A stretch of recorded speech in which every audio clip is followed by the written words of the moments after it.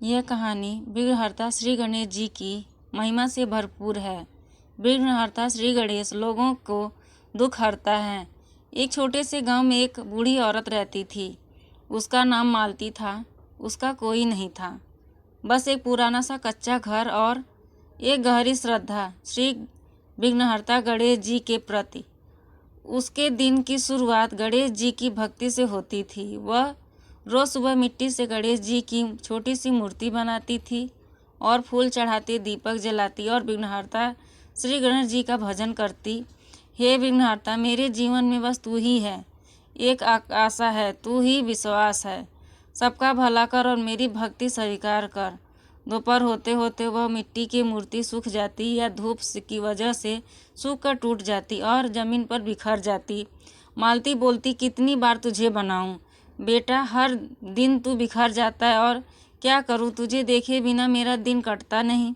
एक दिन घर के सामने मिट्टी का काम चल रहा था और गांव में सेठ रघु का घर बन रहा था।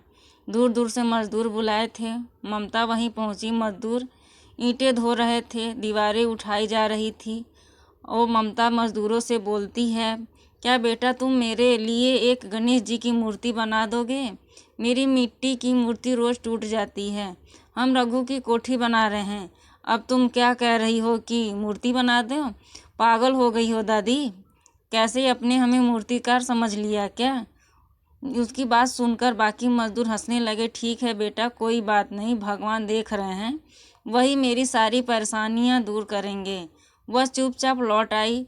उसकी आंखें भर आई थी। उसने कुछ नहीं कहा और उसी दिन से जैसे ही मजदूर दीवारें बनाने लगते, दीवार खुद ही खुद टेढ़ी हो जाती थी। वह यह हो रहा था क्या, फिर टेढ़ी बन गई। 4 बार तोड़ के बना चुका हूँ, बार बार टेढ़ी हो जा रही है। जादू है क्या? सुबह से शाम हो जाती है लेकिन दीवार कभी सीधी नहीं बनती। अगले दिन फिर वही हाल। 3 दिन बीत गए। सेठ रघुनाथ गुस्सा आया, 7वें आसमान पर आया। क्या तमाशा है, 3 दिन से एक दीवार बना रहे हो?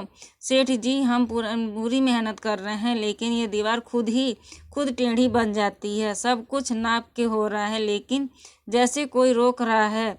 एक बूढ़ा मजदूर धीरे से बोलता, सेठ जी, 3 दिन पहले एक बूढ़ी औरत आई थी, उनसे गणेश जी की मूर्ति बनाने को बोली। हम सब उनका मजाक बनाए, तभी से यह सब हो रहा है। लगता है कि उनकी भक्ति में कुछ है। सेठ कुछ पल चुप रहा, फिर तेजी कदमों से मालती के घर पहुंचा तो रघु सेठ देखा कि बूढ़ी औरत फिर मिट्टी से गणेश जी की मूर्ति बना रही थी।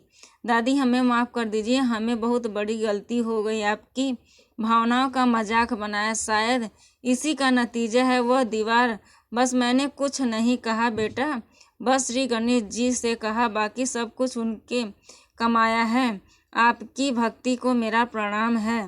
दादी, करता हूँ कि आपके लिए एक संगमरमर की मूर्ति बनाकर दूंगा जो ना टूटे ना बिखरे। कुछ दिनों बाद गांव में हलचल थी कि रघु सेठ खुद संगमरमर की मूर्ति लेकर बूढ़ी औरत के पास गए। रघु सेठ ने कहा, यह लो दादी, अब आपकी मूर्ति कभी टूटे या न बिखरे। आज मेरी बरसों की भक्ति सफल हो गई। बेटा गणेश जी ने मेरा सुन लिया। इस मूर्ति के सामने दादी फूल चढ़ाती और दीपक जलाती और विघ्नहर्ता की भजन करती। पूरा गांव आंगन से आई घंटियों की मधुर आवाज़ सुनता।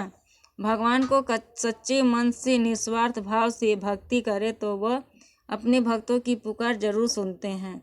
यह कहानी आपको अच्छी लगी तो कमेंट बॉक्स में श्री गणेश लिखना ना भूलें। यह कहानी अच्छी लगी हो तो अपने दोस्तों के साथ शेयर करें, लाइक करें और मेरे चैनल को सब्सक्राइब करना ना भूलें। धन्यवाद।